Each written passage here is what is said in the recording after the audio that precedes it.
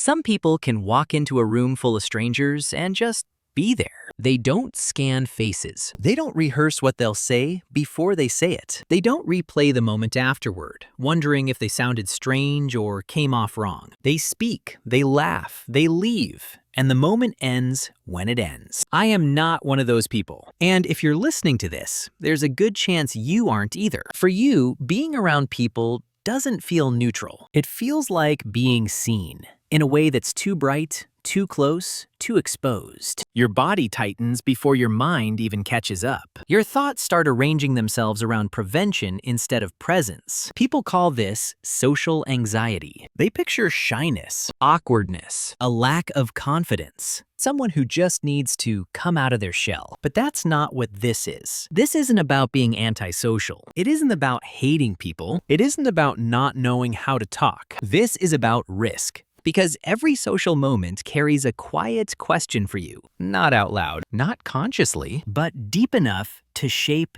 everything. Will I be judged? Will I be exposed? Will I be misunderstood?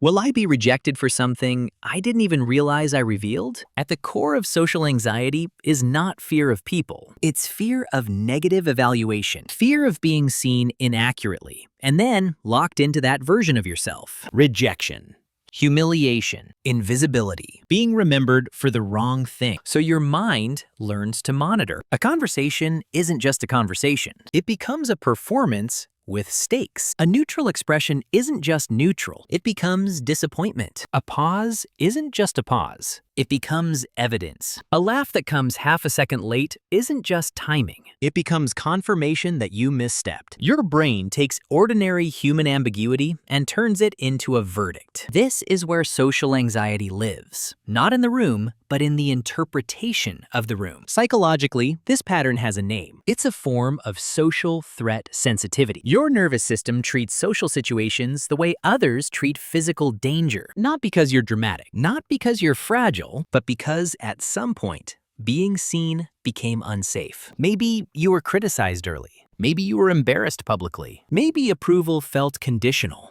Something that could be withdrawn without warning. Maybe you learned that attention often came with correction instead of care. No one has to be evil for this to form. No one has to be blamed.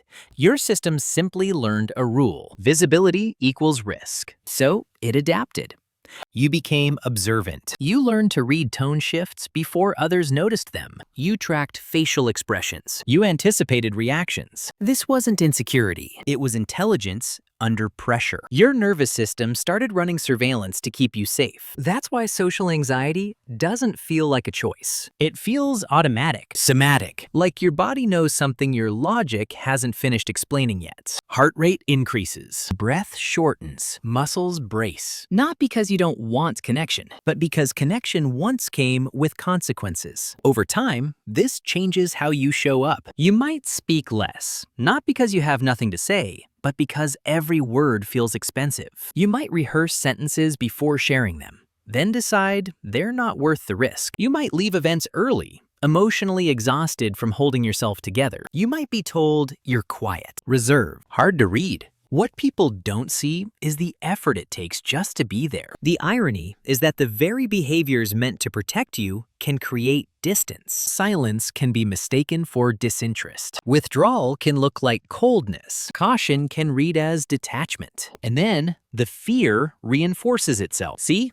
I don't belong. I don't fit. I'm on the outside. Meanwhile, inside, there's no drama, no chaos, just constant management, managing tone, managing posture, managing eye contact, managing how long to speak, managing when to stop. There is very little rest in that. Social anxiety steals peace quietly. It doesn't announce itself. It drains. It takes the joy out of spontaneity. It turns anticipation into dread. It makes recovery time longer than the event itself. Sometimes it even disguises itself as strength. You might call yourself independent, self-contained, low maintenance. You might pride yourself on not needing anyone, on being composed, on being good alone. But beneath that control is often a rule learned long ago. If I don't draw attention, I can't be hurt. That's not weakness, that's strategy. And it worked.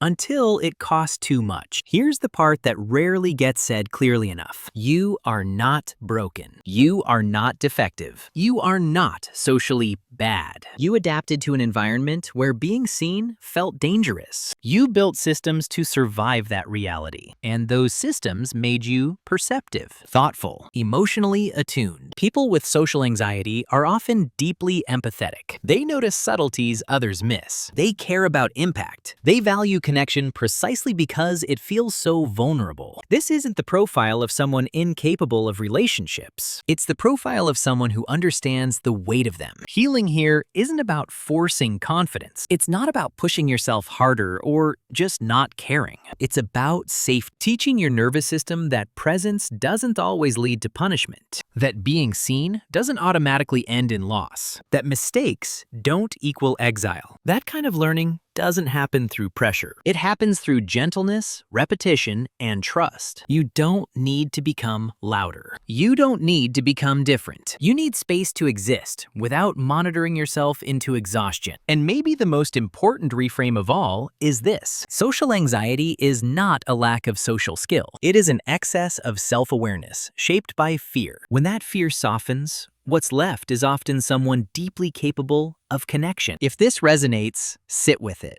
Let it name something you've carried quietly. You're not alone in this, and you don't have to disappear to stay safe anymore.